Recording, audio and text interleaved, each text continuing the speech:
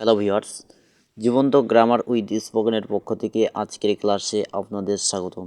আজকে আমি আলোচনা করতে যাচ্ছি খুবই একটি গুরুত্বপূর্ণ টপিক নিয়ে, সেটা হচ্ছে উইথ আ ভিউ টু, যার বাংলা অর্থ উদ্দেশ্যে। তো এই ফ্রেজগুলো আমাদের শেখা খুবই গুরুত্বপূর্ণ স্পোকেন ইংলিশ শেখার ক্ষেত্রে, এবং এই ফ্রেজগুলো হচ্ছে কি সাধারণত কমপ্লিটিং সেন্টেন্স শেখার ক্ষেত্রে আমরা শিখে থাকি, এবং তখন আমরা জানি যে উইথ আ ভিউ টু এরপর হচ্ছে ভার্ব প্লাস আইএনজি যোগ করতে হয়। তো আমরা কমপ্লিটিং সেন্টেন্স শেখার ক্ষেত্রে উইথ আ ভিউ টু এর সাথে একটা মানানসই ভার্ব বসিয়ে দিই এবং তার সাথে আইএনজি যোগ করে দিই। তাই এইভাবে আমরা শিখে থাকি, কিন্তু এইভাবে শেখার ক্ষেত্রে আমরা বড় একটা টপিক মিস করে যাই স্পোকেন ইংলিশ শেখার ক্ষেত্রে, যা হচ্ছে কি আমরা কমপ্লিটিং সেন্টেন্স শেখার ক্ষেত্রে কোনো বাক্য তৈরি করতে পারলেও আমরা হচ্ছে স্পোকেন ইংলিশ প্রপারলি শিখতে পারি না।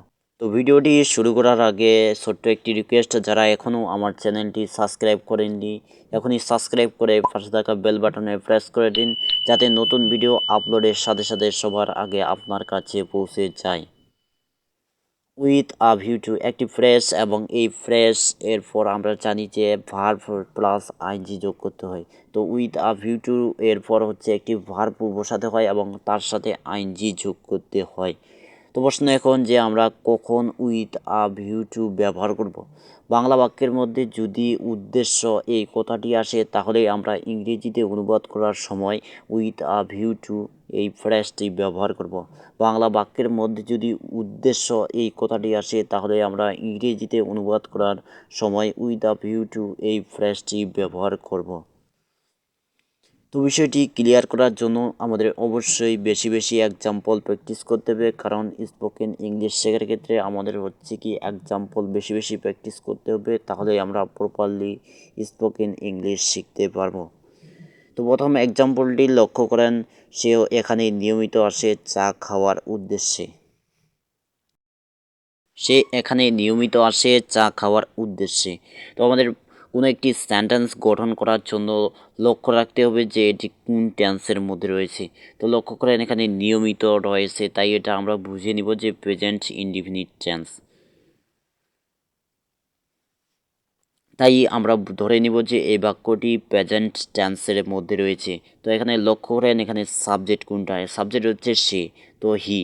আমরা জানি হি হচ্ছে কি থার্ড পারসন সিঙ্গুলার নাম্বার, এবং থার্ড পারসন সিঙ্গুলার নাম্বারের সাথে হচ্ছে কি ভার্বের সাথে এস বা ইএস যোগ করতে হয়। তো এখানে নিয়মিত আসে, তাহলে হচ্ছে কি হি কামস হেয়ার। নিয়মিত আসে, কখন আসে? নিয়মিত আসে, রেগুলারলি।